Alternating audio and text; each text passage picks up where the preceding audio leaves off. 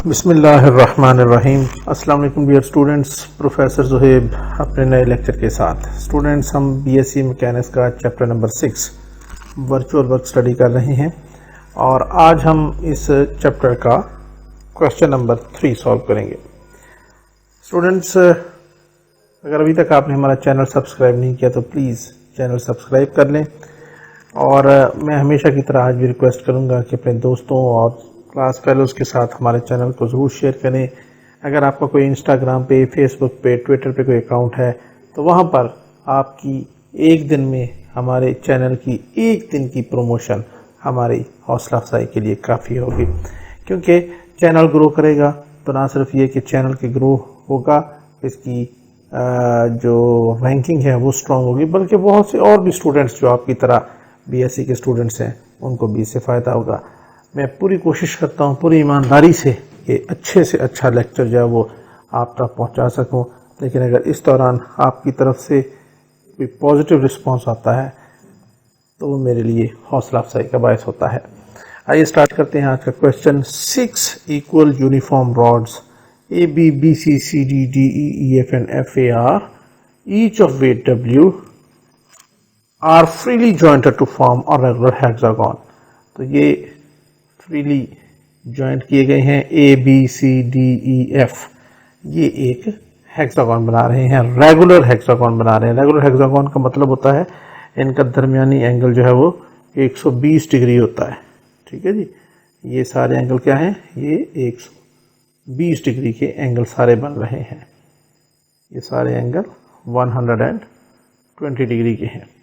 Okay, इसके बाद क्या है, the rod A B is fixed in a horizontal position. तो ये जो रॉड ए बी है इसको फिक्स कर दिया गया है, तो हम इसको फिक्स यूं कर लेते हैं कि इसके साथ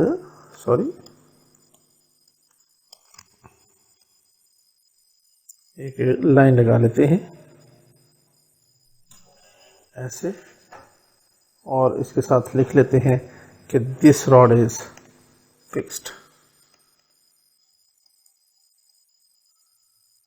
ठीक हो गया जी। इसके बाद क्या है, and the shape of the hexagon is maintained by a light rod joining C and F.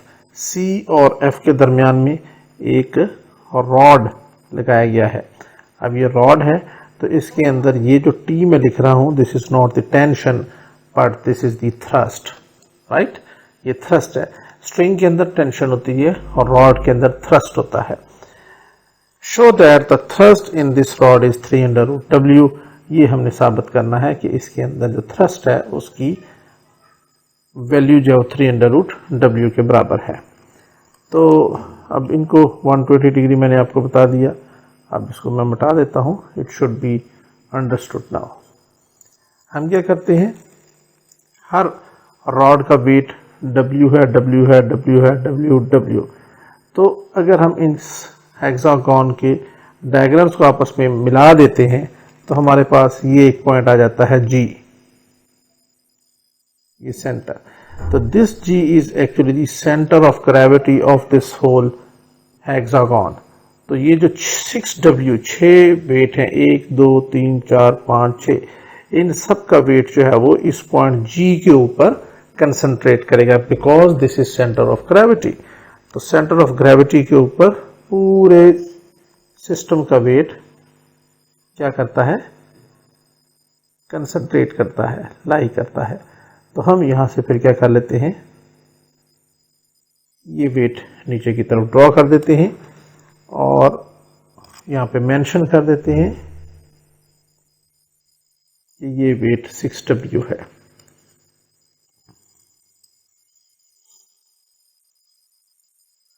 इस पॉइंट का नाम हम रख लेते हैं जनाब P और इसका नाम हम रख लेते हैं Q।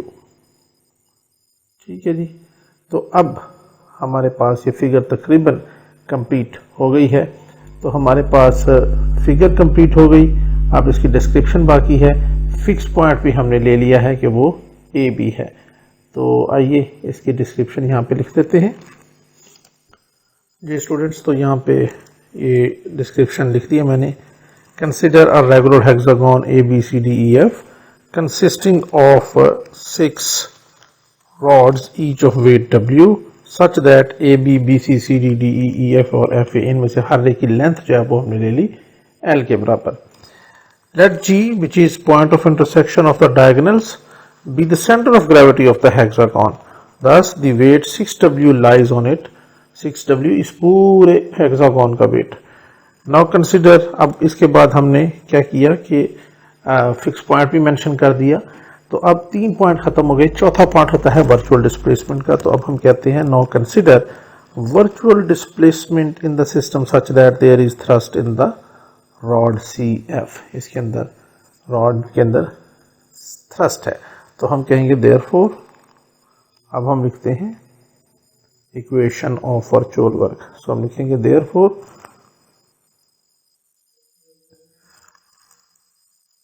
अच्छा, यहाँ पे अगर हम पहले कंसिडर तो करें ना कि थ्रस्ट है, तो यहाँ से अगर हम थ्रस्ट है तो ज़ाहिर है फिर हमें इसको बाहर की तरफ हम नहीं खींचते बल्कि यहाँ से अंदर की तरफ फोर्स लगाते हैं और राइट लेफ्ट साइड से हम इस तरह की फोर्स लगाते हैं. यानी बाहर से अंदर की तरफ जब हम फोर्स लगाएंगे तो फिर क्या होगा कि ये सिस्टम थोड़ा सा क्या हो जाएगा, ये अंदर की तरफ चला जाएगा, ये भी थोड़ा सा अंदर की तरफ चला जाएगा.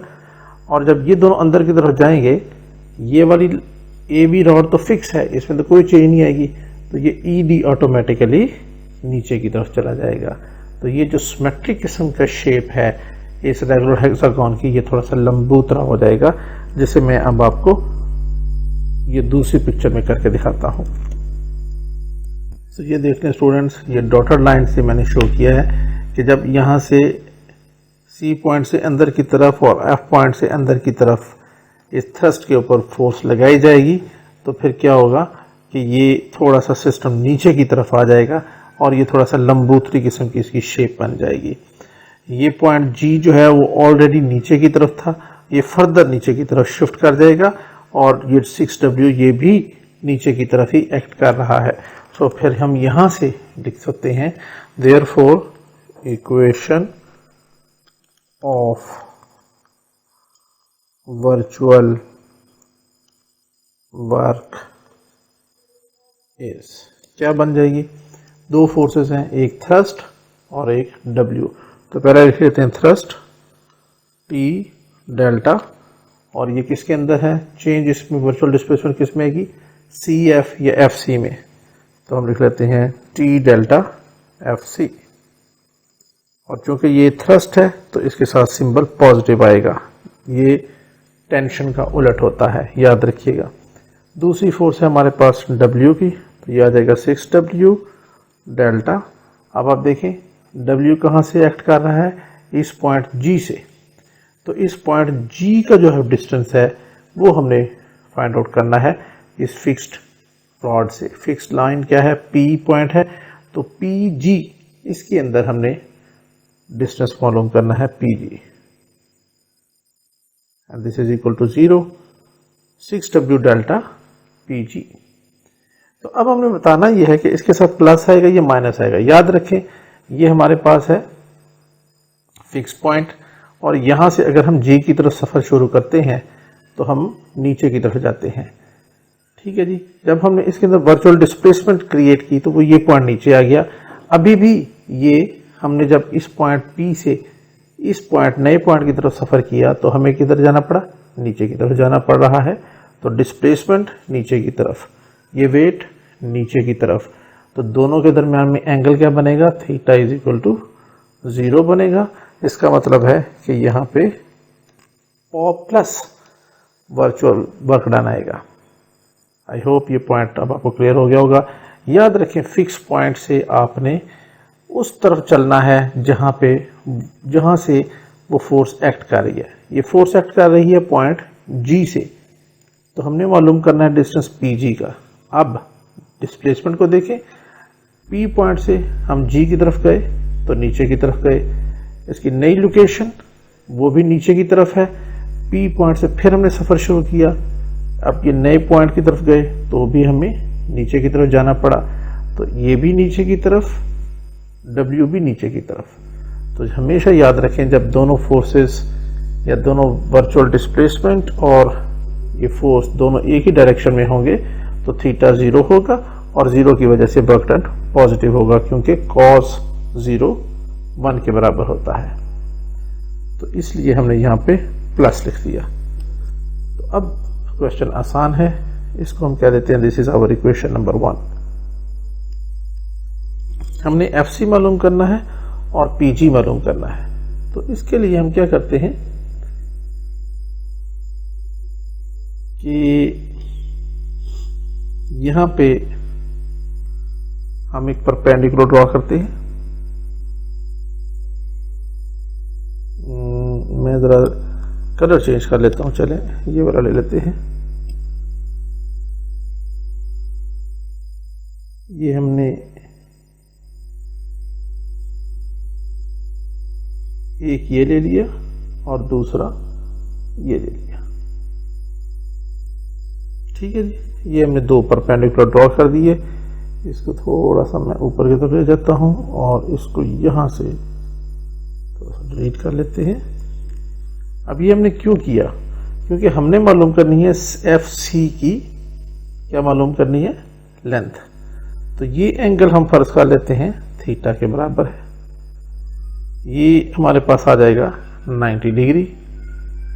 तो अगर इस पॉइंट का नाम हम रख लेते हैं, चले L, और इसका नाम रख लेते हैं M। अब हमने मालूम करना है FC। तो FC को हमने 3 हिस्सों में तकसीम कर दिया। FC is equal to FL plus LM और प्लस MC। तो मैं यहां लिख लेता हूं, now FC is equal to FL plus LM plus MC। ये हमने वो कर दिया, इन 3 हिस्सों में तकसीम कर दिया। अब हमने पहले मालूम करना है FL। तो ये है हमारे पास 90 डिग्री, ये है थीटा। तो ये हमारे पास क्या बन जाएगा? ऑफ कोर्स ये बन जाएगा हमारे पास बेस, और ये हमारे पास है हाइपोटेन्यूज। तो FL over AF। Now right angle triangle, मैं इस पिक्चर को थोड़ा सा नीचे कॉपी करके ले आता हूं जी। तो ये देखिए, नाउ ये हमारे पास राइट एंगल ट्रायंगल FLA या LLF। तो हम ये कहते हैं now right angle triangle ALF implies. ये हमें क्या देगा? इस इक्वेशन को आप क्या दें? Equation number 2। हमने मालूम करना है FL, ठीक है जी। तो FL over AF, FL over AF, ये क्या हो जाएगा? cos ऑफ थीटा, क्योंकि बेस ओवर हाइपोटेन्यूज है, ये बेस और ये hypotenuse. So this implies FL आ जाएगा हमारे पास AF cos theta. This implies FL is equal to, अब AF किसके बराबर है? हर रॉड की लेंथ L के बराबर है, इसकी लेंथ भी L के बराबर होगी। तो ये हो जाएगा L cos ऑफ थीटा। तो ये हमने मालूम कर लिया FL। अब अगली बारी है, ये FL मालूम हो गया। अब हमने LM मालूम करना है। तो इसके लिए हम क्या लिखेंगे? सिंस LM, ये L से लेके M तक, ये डिस्टेंस बराबर है A से लेके B तक, क्योंकि ये बिल्कुल परपेंडिकुलर है। तो LM और AB बराबर होंगे। तो LM बराबर है AB के, और AB बराबर होता है हमारे पास, हमें लिया हुआ L के बराबर है। सो देयरफॉर LM हमारे पास आ गया L के बराबर। दूसरी चीज भी हमने निकाल ली, और इनको साथ ही साथ हम थोड़ा सा इस तरह मेंशन कर लेते हैं। अब अगर चलते हैं MC। अब MC जो है वो किसके बराबर है? देखिए, ये रेगुलर हेक्सागोन है, तो ये FL जो है वो इस MC के बराबर होगा। तो यहां पे हम लिखेंगे since FL is equal to MC। तो जो वैल्यू FL की होगी वही MC की होगी। तो दिस इंप्लाइज MC भी बराबर आ जाएगा L cos थीटा के बराबर, क्योंकि ये एक रेगुलर हेक्सागोन है। तो ये डिस्टेंस और ये डिस्टेंस CM MC और FL ये बराबर होंगे। तो ये हमारे पास तीसरी भी वैल्यू हमने निकाल ली, ये आ गया हमारे पास। अब इन तीनों की वैल्यू उठा के इक्वेशन नंबर 2 में पुट कर दें। देयरफॉर इक्वेशन नंबर 2 बिकम्स, ये क्या हो जाएगी, FC हमारे पास आ जाएगा FL की जगह L cos theta plus LM की जगह L और प्लस MC की जगह फिर L cos theta. So this implies FC हमारे पास फिर आ जाएगा, अगर आप L कॉमन ले लें तो बाकी हो जाएगा cos theta plus cos theta 2 cos theta plus 1। तो ये हमारे पास FC की वैल्यू निकल आई जो हम इक्वेशन नंबर 1 में पुट करेंगे। इसका भी कोई नंबर दे देते, इसको कहते हैं इक्वेशन नंबर 3। अब हमें मालूम करना है PG मालूम करना ज़्यादा आसान है। अब हम मालूम करते हैं इसी इक्वेशन में ये वाली चीज़ AL, again right angle triangle ALF implies AL over AF is equal to, अब ये हो जाएगा साइन थीटा के बराबर। क्यों? क्योंकि ये AL जो है वो परपेंडिकुलर है, ये हाइपोटेन्यूस है। परपेंडिकुलर और हाइपोटेन्यूस साइन के बराबर होता है। तो यहां से आ जाएगा फिर हमारे पास AL is equal to AF sine theta. This implies AL is equal to, अब AF किसके बराबर है हम ऑलरेडी बता चुके हैं, AF या FA L के बराबर है। तो ये हो जाएगा L साइन थीटा। अब आप देखें AL किसके बराबर है, A से लेके AL बराबर है P से लेके G तक, ये दोनों एक दूसरे के बिल्कुल बराबर हैं। From figure AL is equal to PG, तो PG हमने निकालना था, हम कहेंगे from figure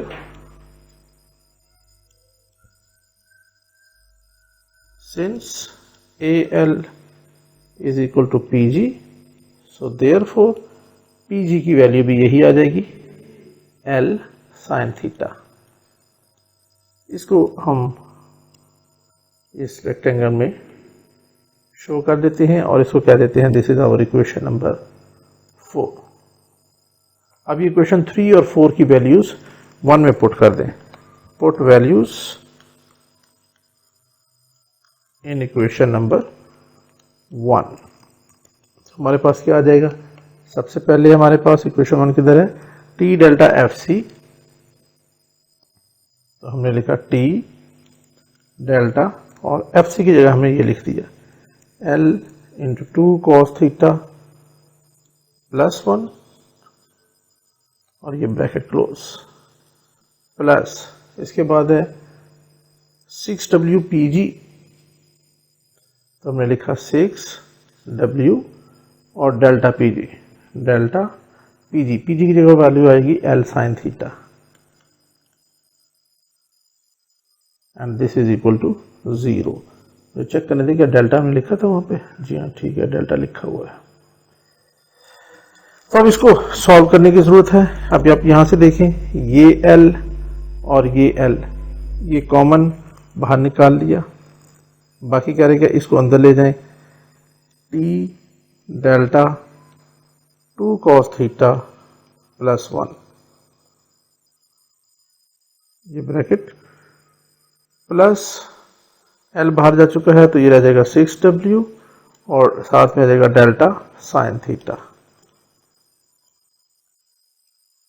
and this is equal to 0। दोनों तरफ L से डिवाइड करेंगे तो L खत्म हो जाएगा।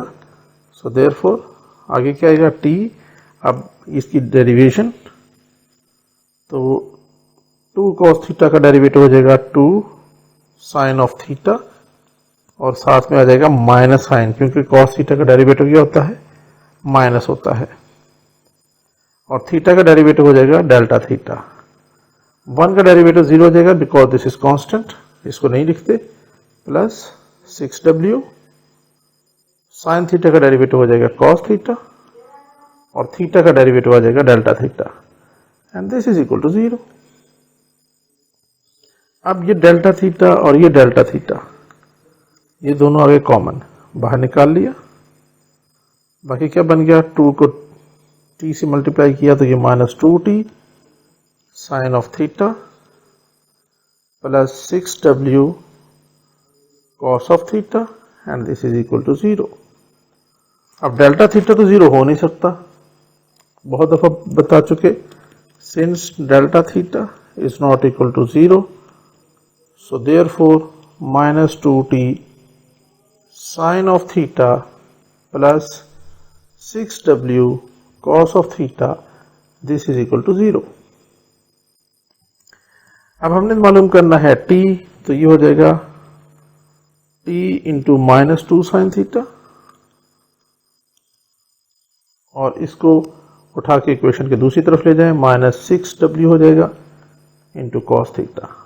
दोनों तरफ -2 साइन थीटा से अब आप डिवाइड कर दें तो t आ जाएगा हमारे पास -6w cos theta divided by -2 into sin of theta। This implies t is equal to, ये माइनस और माइनस प्लस हो जाएंगे और 2 और 3 आपस में कैंसिल हो जाएंगे, 6 तो ये 3 दूनी 6 हो जाएगा।